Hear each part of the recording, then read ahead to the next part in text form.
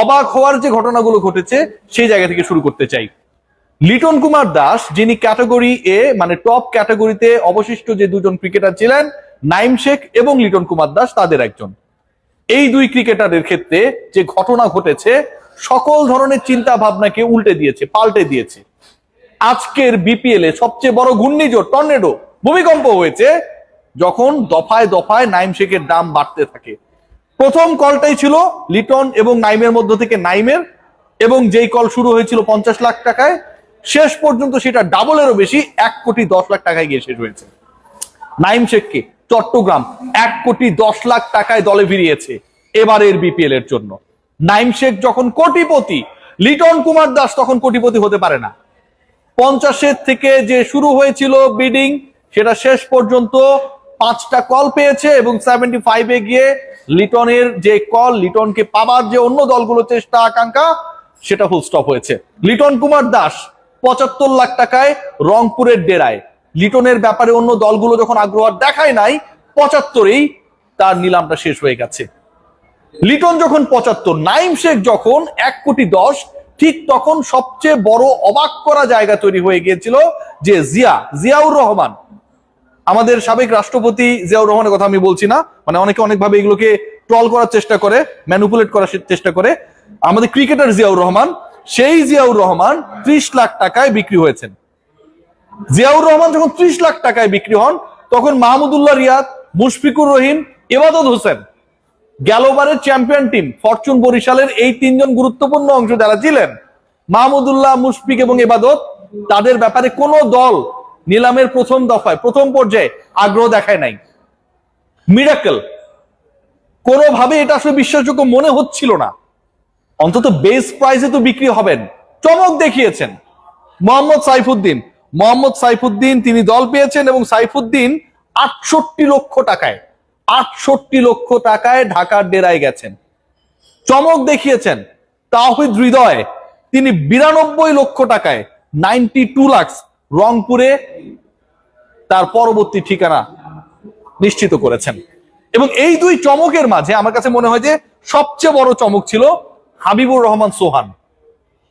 18 লাখ থেকে যাকে নিয়ে বিডিং শুরু হয়, বাংলাদেশের যে রাইজিং স্টার টিমটা ছিল এশিয়া কাপে, সেই টিমের ওপেনার, মারকুটে ব্যাটার হাবিবুর রহমান সোহান, যিনি 3rd হাইয়েস্ট রান গেটার ছিলেন সবশেষ এমার্জিং এশিয়া কাপ বা রাইজিং স্টার্স এশিয়া কাপে, তিনি 50 লক্ষ টাকায় নোয়াখালীবাসীদের চোখের আনন্দ দেওয়ার জন্য পরবর্তী বিপিএল এ খেলবেন। লিটন কুমার দাস 75, শামীম হোসেন পাটোয়ারি, যার সাথে লিটনের সম্পর্ক, দলে থাকা না থাকা নিয়ে লিপুর সাথে গ্যাঞ্জাম, সেই শামীম হোসেন পাটোয়ারি ঢাকার হয়ে খেলবেন 56 লক্ষ টাকায়। শান্তি আর স্বস্তির জায়গাটা কোথায়? সাব্বির রহমানকে নিয়ে অনেক কন্টেন্টস হয়েছে, অনেক আলোচনা হয়েছে। শেষ পর্যন্ত সাব্বির কোন দলে খেলেন সেই ডিসকাশনটা যখন তুঙ্গে, তিনি কোন দলের হয়ে পরের বিপিএল এ খেলবেন, নাকি আনফরচুনেট হয়ে গত বিপিএল এর আগের যে আসরগুলো ছিল সেই আসরগুলোতে তিনি দল পাননি, সেরকম কোনো কিছু একটা করতে যাচ্ছে। সাব্বিরের দল পরিবর্তন ঘটে নাই। Sabbir is going two B the part of Dhaka again.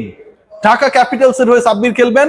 গেল আসরে সাব্বির খেলেছিলেন ঢাকার হয়ে, এবং এবার সাব্বিরের প্রাইস 28 লাখ, 28 লক্ষ টাকায় সাব্বিরের ঠিকানা ঢাকা ক্যাপিটালস। আমাদের আরেক প্রিয় ক্রিকেটার, বাংলাদেশকে দীর্ঘ সময় সার্ভিস দেয়, যাকে এখনো বাংলাদেশের মানুষ মিস করে, নাসির হোসেন, তিনিও ঢাকায়। তাসকিন আহমেদ আগে থেকেই ঢাকায়। নাসির, সাব্বির, তাসকিন, আমার কাছে মনে হয় ঢাকাকে রোমাঞ্চকর বিপিএল এর এক্সপেরিয়েন্স দেওয়ার জন্য যে লোকাল ক্রিকেটাররা, যাদের ব্যাপারে মানুষের প্রচন্ড আগ্রহ রয়েছে, যেই ক্রিকেটারদের fan base is very huge, সেই পার্টিকুলার ক্রিকেটাররা এই মুহূর্তে ঢাকার ডেরায়। আলোচনা রয়েছে জাকের আলী অনিক, প্রিয় জাকের আলী অনিক, এবারও বল যেখানেই যাক তিনি লেগ সাইডে মারবেনই, এবং বিপিএল আমার কাছে মনে হয় ওয়ার্ল্ড কাপের আগে সেটা একটা ভালো প্রিপারেশন তার হয়ে যাবে। জাকের আলী অনিকের ঠিকানা নোয়াখালীবাসী যেমন একদিক থেকে সোহানকে নিয়ে চমক দেখিয়েছে, জাকের আলী অনিককেও দলে ভিড়িয়ে তারা চমক দিয়েছে। জাকেরের দাম বাড়ে নাই। জাকের 35 লাখ টাকার ক্রিকেটার, মানে যেই বেস প্রাইজের ক্রিকেটার তিনি ছিলেন, সেখানটাই একটা দলই বিট করেছে, সেটা হচ্ছে নোয়াখালী এক্সপ্রেস, এবং 35 লাখ টাকায় জাকের আলী অনিকের ঠিকানা সেখানটায়। চমক জাকেরের যদি ব্যাপারটা চমক হয়, মুশফিক মাহমুদুল্লাহ যদি দল না পাওয়া চমক হয়, আমার কাছে মনে হয় যে সবচেয়ে বড় চমক এবারের বিপিএলে ইয়াসির আলী চৌধুরী রাব্বি। ইয়াসির চৌধুরী রাব্বি তার প্রাইস কত হতে পারে, কত হতে পারত, তার দল পাওয়া নেই কিন্তু আমরা অনেকটা কনফিউজ ছিলাম। ইয়াসির চৌধুরী রাব্বি যখন ছক্কার দরকার হয় তখন তিনি সিঙ্গেল নেওয়ার চেষ্টা করেন, যখন সিঙ্গেলের দরকার হয় তখন তিনি ছক্কা মারার চেষ্টা করেন, যখন কোনোটারই দরকার হয় না, টিকে থাকার দরকার হয়, তখন তিনি রিভার্স সুইপ করেন।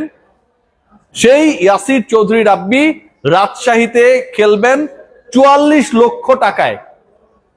Yasir Chowdhury Rabbi is a middle order batter, he is going to play for Rajshahi 44 lakh টাকায়।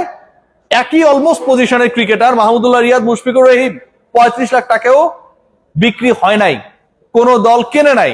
এবাদত হোসেনের মতো একদম প্রিমিয়াম পেসারকে কোন দল প্রথম দফার নিলামে কেনে নাই।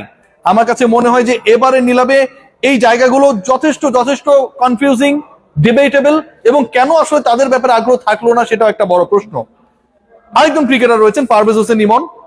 আমার কাছে মনে হয় ইমনের ক্ষেত্রে সিলেট অনেক উইনার হতে পারে। 35 লাখ টাকার মধ্যেই তারা ইমনকে পেয়ে গেছে। ইমনের প্রাইস আমার কাছে মনে হচ্ছিল যে অ্যাটলিস্ট 50 লাখ প্লাস হওয়ার কথা ছিল। লাস্ট ম্যাচেও ভালো খেলেছে, রেগুলার ওপেনিং এ ভালো করেন। সো এরকম একজন ক্রিকেটার পারভেজ হোসেন ইমন, এবং একই সাথে একটা স্পেশালিস্ট পজিশনে তিনি হচ্ছে স্পেশালিস্ট, সেই জায়গায় পারভেজ হোসেন ইমন অনলি 35 লাখে একটা দলে চলে গেলেন এবং অন্য কেউ বিট করলো না। এটাও আমার কাছে খুব ইন্টারেস্টিং মনে হয়েছে। বাট ওভারঅল আজকে এই অকশনের ইন্টারেস্টিং পার্ট হচ্ছে নাইম শেখ 1,10,00,000 টাকায় সর্বোচ্চ দামে বিক্রিত ক্রিকেটার। 1,10,00,000 টাকায় বিক্রি হলেন বাংলাদেশের সবচেয়ে trolled cricketer Naim Sheikh, and that happened in the very first bidding, যেখানটায় তারপরেই লিটন কুমার দাসকে তোলা হয়। 75-এর বেশি তিনি যেতে পারেন নাই।